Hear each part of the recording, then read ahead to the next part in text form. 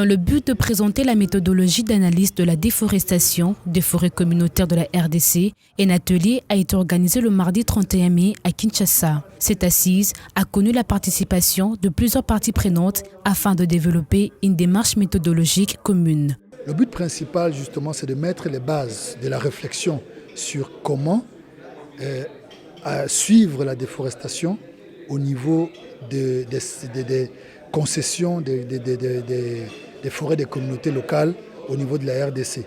Donc on a vraiment invité tous ces acteurs ici pour, sur la base de ces expériences qui ont été présentées, pour que les gens commencent à réfléchir, pour voir que nous pensons que les forêts communautaires peuvent jouer un rôle important dans la préservation du climat, dans la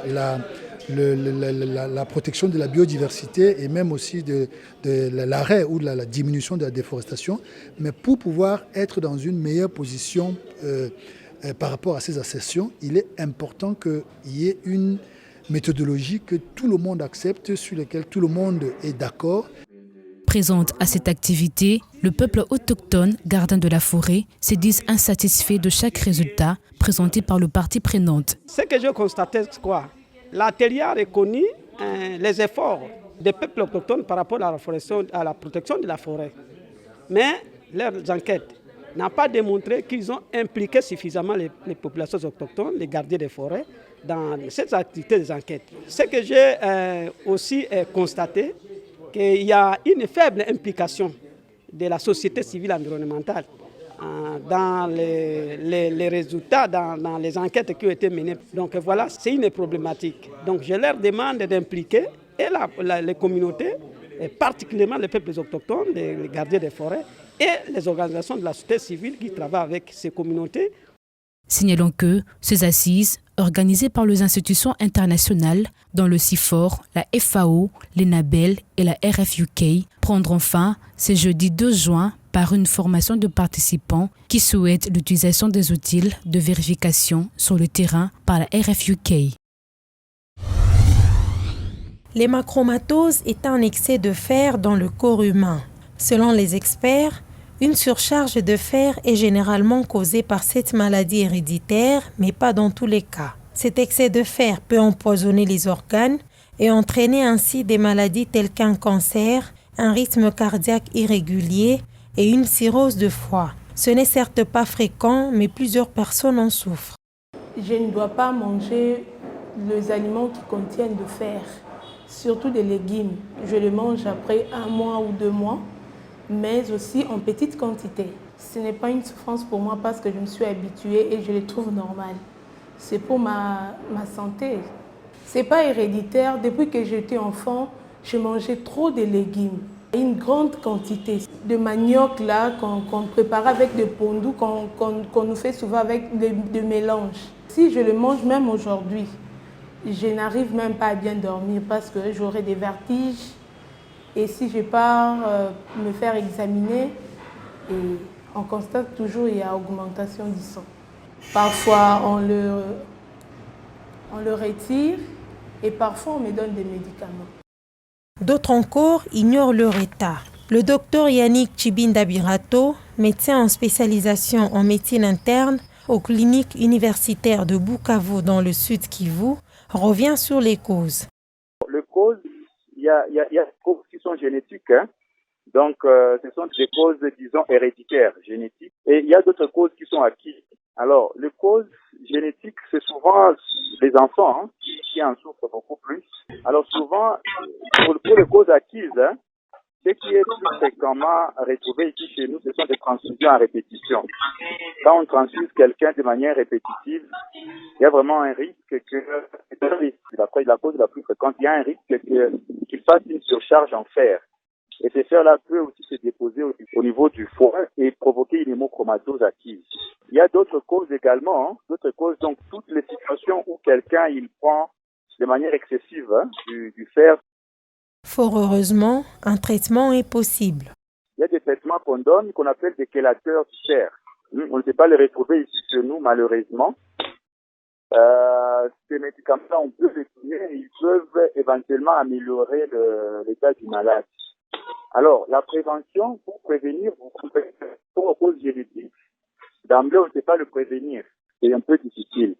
Par contre, les causes acquises, là, on peut plus ou moins le prévenir.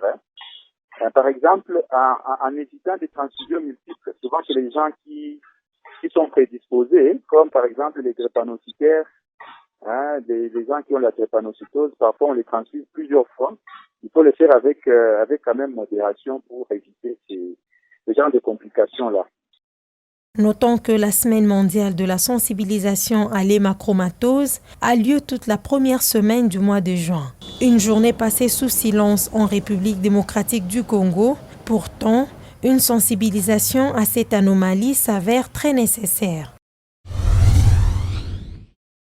Les résultats d'analyse sur la pollution des rivières Tshikapa et Kasai révèlent que les impacts liés à cette pollution sont toujours perceptibles au sein des communautés. Le nombre de personnes exposées dans la pollution ne cesse d'augmenter puisque la population ne s'est pas privée d'une année et 3 mois en ressources en eau. Cette étude, après catastrophe écologique, a documenté la contamination de ces rivières par les composés chimiques dont le nickel, l'uranium, le lithium et l'éthanol. La présence de ces métaux était tracée parmi les populations riveraines touchées. Cette étude préliminaire a été rendue publique le mardi 31 mai à Kinshasa. Ce sont les grands scientifiques du pays qui étaient là. Ils ont discuté en homme de science et les résultats sont fiables. Et même, on a révélé que le Congo n'est pas resté en laisse. Les scientifiques congolais ont fait leur travail. Quant aux politiques et aux décideurs d'accomplir le reste, c'est-à-dire mettre en action ces résultats pour avoir la réparation du préjudice causé. Ce n'est pas le fait que l'eau redevienne normale du point de vue couleur que la pollution est passée. Là, nous continuons à fouiner, à constituer un bon dossier pour pouvoir défendre la population congolaise par rapport à un principe connu, celui du pollueur-payeur. La question orale a effectivement été adressée à la VPM de l'environnement. Jusque-là, nous attendons qu'elle soit alignée. Les effets liés à cette toxicité dans l'organisme humain ainsi que dans les milieux aquatiques restent encore méconnus. À en croire les scientifiques présents dans cette conférence, les enquêtes sur les événements de pollution à grande échelle doivent être intensifiées dans la région. Cette démarche permettra de certifier les pouvoirs de germination de cette eau ainsi que l'adaptation des êtres aquatiques vivant dans ces rivières.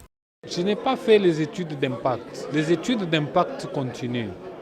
Mais nous demandons à ce qu'on puisse encore approfondir les études.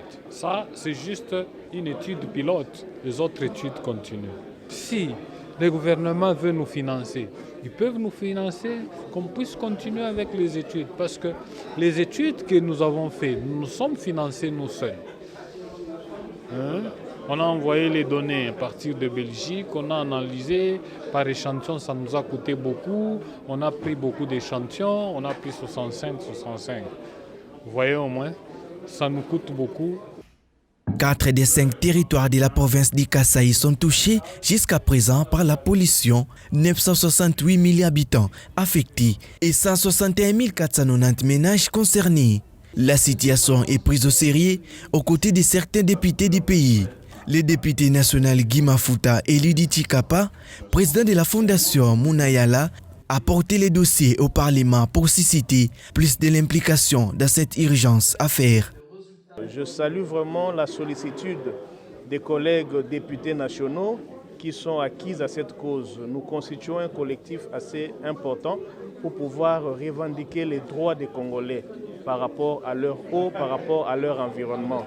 Les faits qui se sont produits sont des faits très graves et le gouvernement a pris la décision d'interdire à la population d'accéder à l'eau. Aujourd'hui, 1 année et 2 mois après, aucune décision contraire n'a été levée. Pour nous, nous trouvons que c'est quand même grave. Il est grand temps que des analyses subséquentes soient faites pour qu'on dise à la population que l'eau est redevenue propre à la consommation. Signalons que, depuis fin juillet, que les rivières Tshikapa et Kasai, Fimi et Kwilu sont touchées par une importante pollution.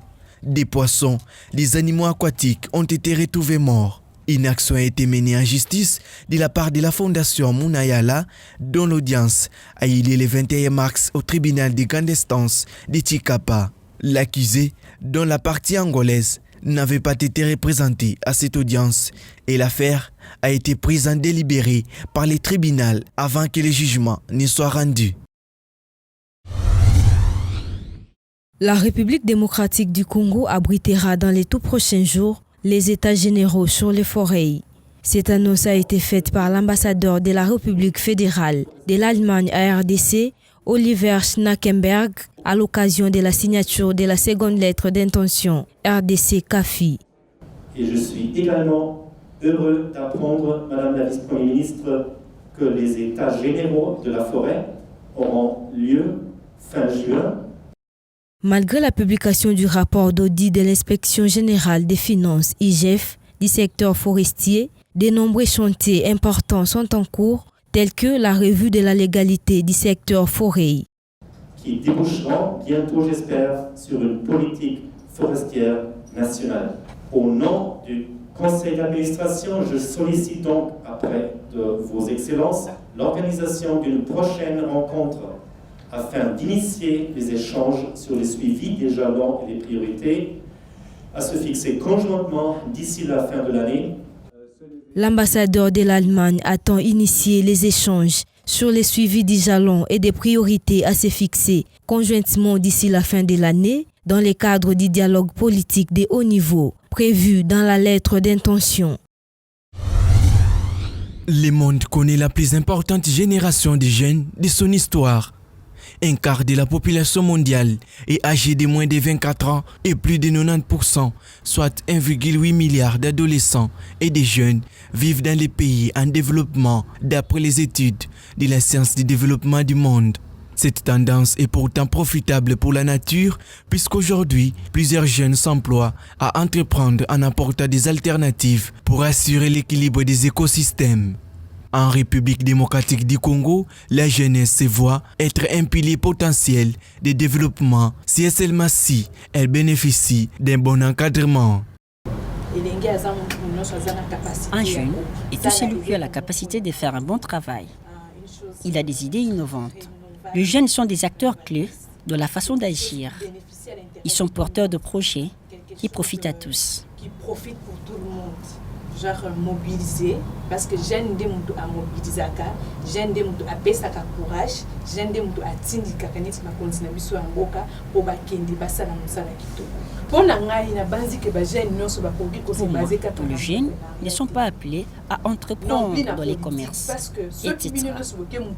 Parce que les pays ont aussi besoin de médecins, infirmiers. J'appelle surtout la jeunesse à s'instruire davantage.